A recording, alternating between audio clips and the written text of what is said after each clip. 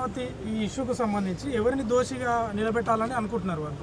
ఎవరిని అంటే ఇప్పుడు సిఐని ఏమో సస్పెండ్ చేశారు, సురేష్ రెడ్డిని ఏమో అటాచ్ చేశారు కదా, అంటే ఏంది వాళ్ళ ప్లాన్ ఏంది అసలు? ఏమనుకుంటున్నారు వాళ్ళు అసలు? వాళ్ళ ప్లాన్ ఏంటంటే రాజేష్తో పాటు అందులో పాల్గొన్న వాళ్ళను చిత్రహింసలు పెట్టడంలో సురేష్ రెడ్డి ప్రధాన పాత్ర పోషించాడు. సురేష్ రెడ్డిని ఏరుకోరేసుకున్నది పద్మావతి రెడ్డి. ఈ కేసులో అప్పుడు ఎమ్మెల్యేగా పనిచేసిన బొల్లం మల్లయ్యకు సంబంధించిన ఆఫీసులో పనిచేసే వాళ్ళు వేరే వాళ్ళు ఇద్దరు ఉన్నారు. అసలు రాజేష్కు సంబంధం లేదు ఈ కేసు ఉన్నారు. వాళ్ళ మీద పెట్టాల్సిన టార్చరు, వాళ్ళ గురించి బొల్లం మల్లయ్య పేరు ఏదైనా బయటపడుతుందని చెప్పిన టార్చరు రాజేష్ బలి కావడానికి దారితీసింది. అట్లాంటప్పుడు ఇప్పుడు సురేష్ రెడ్డిని మీద కాపాడుకోవాల్సిన బయట నెట్టబడ్డది. సురేష్ రెడ్డికి చెప్పి చేయించినట్టుగానే కనిపిస్తున్నది. కాబట్టి సురేష్ రెడ్డిని కాపాడడానికి ఇప్పుడు పద్మావతి రెడ్డి ప్రయత్నం చేస్తున్నది.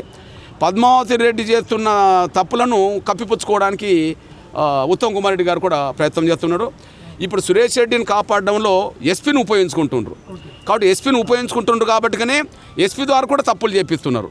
ఇప్పుడు ఎస్పీ తప్పులు చేసినట్టే కదా. ఈ హైకోర్టుకు చూపెట్టిన కౌంటర్ ఫైల్లో అసలు రాజేష్కి సంబంధం లేని ఫైల్ ఎట్లొస్తుంది, ఇంట్లోకి ఎట్లొస్తుంది? కౌంటర్ ఫైల్లో 63వ పేజీలో, కౌంటర్ ఫైల్ 63వ పేజీలో ఇది ఒక మర్డర్ కేసుకు సంబంధించిన అంశానికి సాక్షులను ఇలా తీసుకొస్తారు, ఒక గైనకాలజీకి సంబంధించిన అంశాన్ని కూడా ఇలా తీసుకొస్తారు. ట్రీట్మెంట్ వేరు, జరిగింది వేరు. అంటే దీన్ని బట్టి చూస్తే తప్పుల మీద తప్పులు చేయడానికి కారణం ఏంటంటే తప్పించుకోవడానికి అనుకుంటున్నారు, కానీ మరిన్ని తప్పులు చేస్తూ వాళ్ళు దొరికిపోతుంటారనే విషయం కూడా గుర్తు చేస్తున్నారు.